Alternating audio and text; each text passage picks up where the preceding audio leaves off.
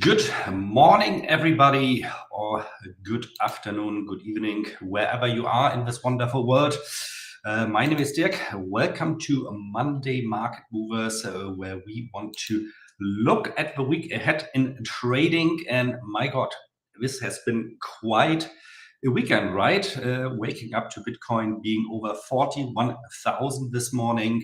That's quite a view to take in. And of course, we want to see today, we want to focus on what is happening there really in Bitcoin, because I think a lot of people are being taken by surprise of this. As we can see here right now, Bitcoin at 41,700. And so I want to share my opinion of what happened, what is going to happen this week. We're of course going to look also at some other assets, especially euro dollar, of US dollar in general, and of course the S&P 500. I think especially the S&P 500, we've reached quite interesting levels, which also are probably going to determine how, if this Bitcoin move, is this move in cryptocurrencies is really sustainable or not. And if I say move, I mean we've moved up by, I think now 135% since the beginning of the year.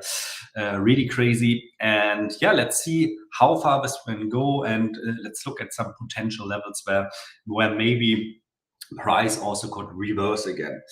If you are new to this channel, and it's still a rather small channel in this format, Monday morning mover, Monday market movers. I'm always going to prepare you for the week ahead in trading. My name is Dirk.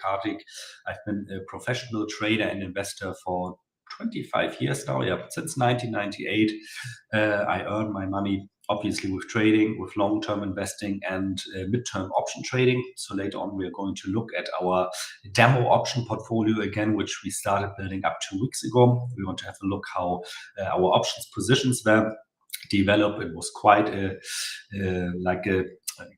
quite volatile actually, but things are moving in our direction there. But without further ado, let's start here really with Bitcoin. And I want to have a look here quickly at what I like to call it. It's called the liquidation heat map. Liquidation heat map, meaning that we can see for the past, in this case, I put in a week, where were levels where there were a lot of either sell limit orders or buy limit orders, and what happened really with the price once Bitcoin started touching these levels. And of course, we are talking more sell orders here. So you can see here, or forced liquidation, so to say. And you can see here, for example, not too long ago, actually just about a week ago, we had this massive area of resistance here around 38 to 39,000 US dollars. And what happened then is we went over it, and very typical, then price pulled back again because a lot of those sell orders were executed. Price went up again, 39,000, the new level. And then after we surpassed this, and you can see this really always all with those spikes here. Hope it's large enough. This large green candle where a lot of people that had short positions or sell positions in Bitcoin were liquidated, were forced to buy. And if everybody is forced to buy, it's of course like, you know what, you want to leave a parking lot with your car, and everybody wants to exit through the one and only exit at the same time. You're going to have congestion, you're going to have chaos.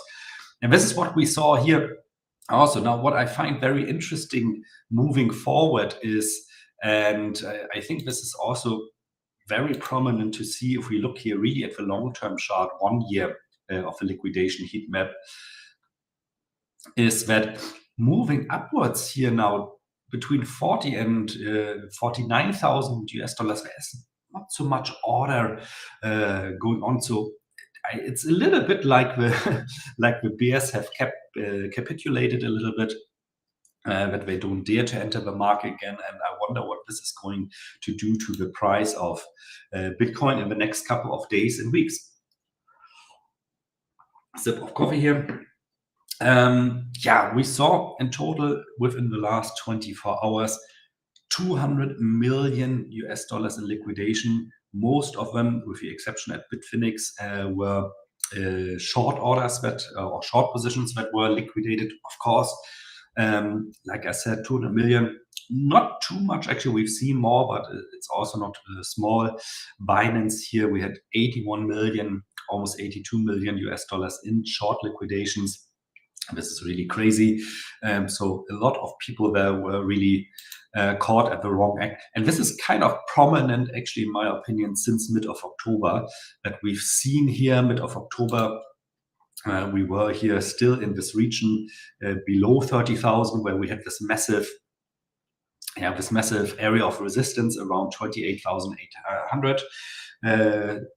28,500, sorry. I talked about this a lot prior to building up this channel on my old channel. If you have been watching this, you know what I'm talking about. And once we broke out of this, people tried to over and over again short the market. And you can see most of the liquidations really since mid of October have been on the short side. So over and over again, people trying to short Bitcoin, getting caught on the wrong side of the market when being liquidated. Of course, with few exceptions, like here on the 14th of November, where we had more longs liquidated. Yeah, so interesting, of course, how this is going to continue. Of course, around 45,000 US dollars, or 44,000 US dollars. This is still a bit away to go. We have the next resistance, but yeah, if this resistance acts like the one we had here at 38,500, it's not going to be much of a resistance. However, be a little bit careful now, slowly careful, that is, if you are a swing trader, because like shown here with my danger zones indicator, we have now entered a more like a, let's say, oversold territory where things have almost heated up too much to the upside. And doesn't necessarily mean that it's going down drastically immediately. We saw this last time when we entered the zone. So Bitcoin can as well go into a sideways the range for a couple of days, a week again, and then break out to the north again. I said this 2 weeks ago during the live stream when I talked about signals I got from my trading system here, my sniper signal generator. I said I'm not going to trade those because the phase Bitcoin is in right now at the moment is already like a little bull market again. Yeah, we can see this always very good here. 18 months prior to halvings, usually slowly a new bull market begins. And what we're seeing here in development since 18 months ago is very much like what we've seen prior to the last two halvings in 2016, in 2020. Of course, late April 2024, probably the next halving is going to be. And I said it over and over again, my personal target for this halving is somewhere between 40 and 58,000 US dollars. So the lower band of this we've already reached.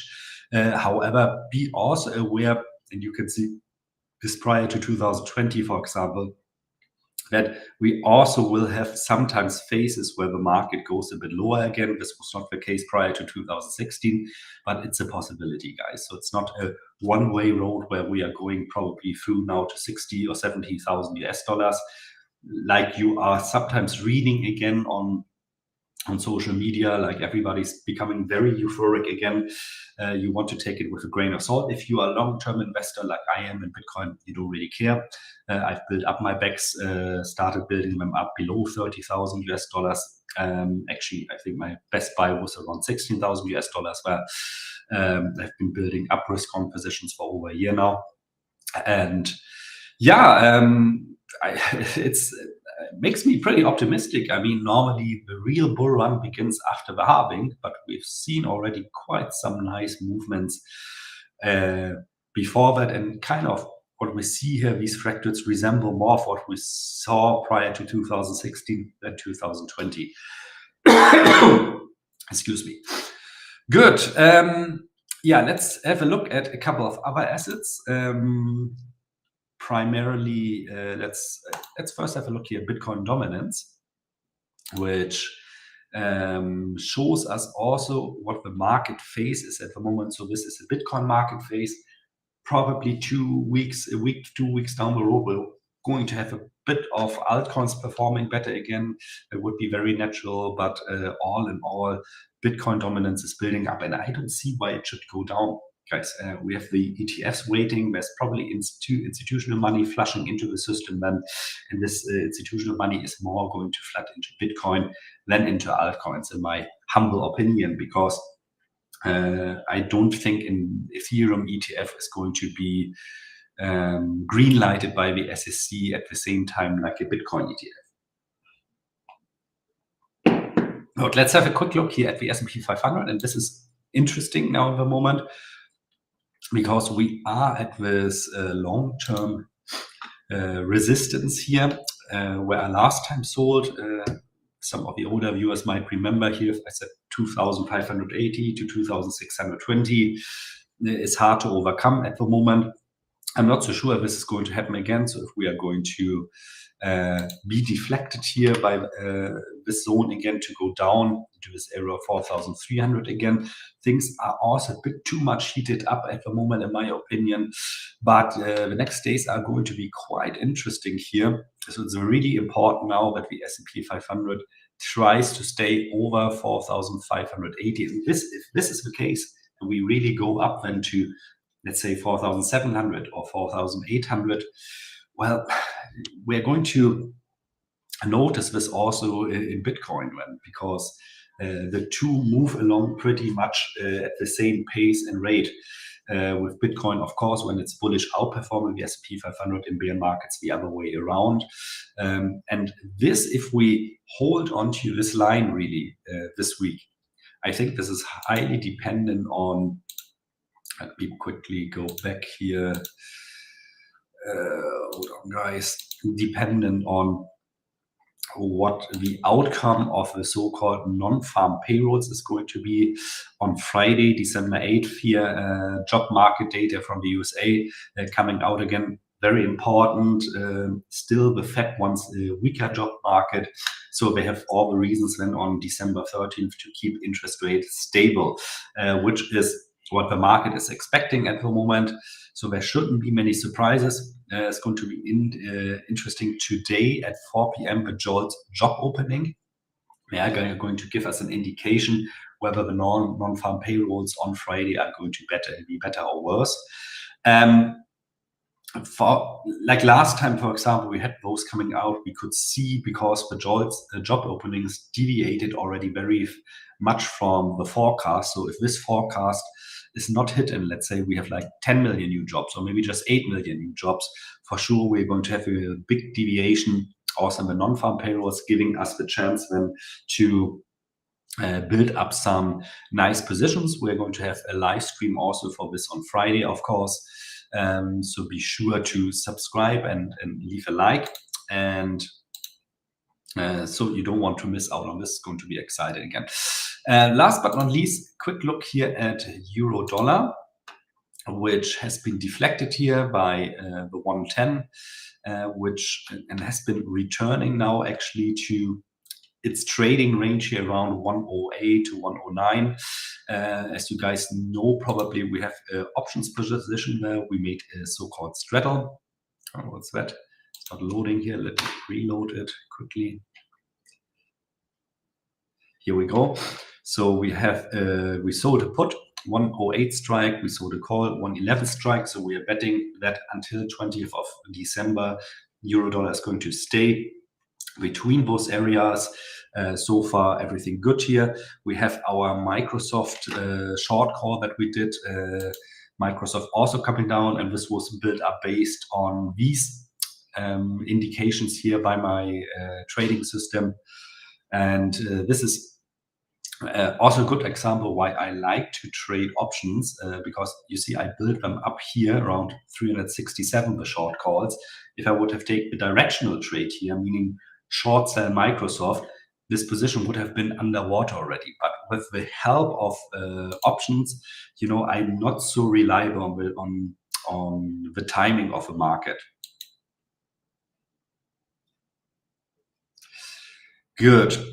So you can see we sold those for $2.38 per share. Right now, pre-market, they are worth 202. So a nice thing. The thing here is our gold position. So gold really also crazy moving at the speed of Bitcoin at the moment. I always said above 2,000 US dollars, gold is a clear sell for me. And I executed upon this 2 weeks ago and sold a short call on gold with a strike of 2,050. Now, what I did here, because you can see this position is terribly underwater, of course, I got a $7.43 per option here. If I would have to buy it back now, I would need to pay $43. So I'm like almost minus 500% on this position. However, what I did here is once the market hit 2050, I actually hedged this position. I bought 60 ounces of gold at 2051.54 US dollars to be more precise. So what happens now if the markets, if the gold price of gold until the 20th of September is staying above 2050 euro, I'm going to be executed from my options position. So I have to deliver gold for 2050, which is not a problem because I hedged the position. So everything good there at the moment. This one is risk neutral, nothing that we lost. Contrarian, seems like a success, a bit of a problem here this morning. We actually made some money with this. Yeah, that's it pretty much for this week. So I think this week everything is going to be dependent on whether or not we are going to see job market data that is going to be in line. As I said, on Friday, I'm going to be live there again. Yeah, guys, until then, have a good week ahead. Always remember to use stop loss and be a little bit careful about your position. Looking forward to seeing you again on Friday. Take care.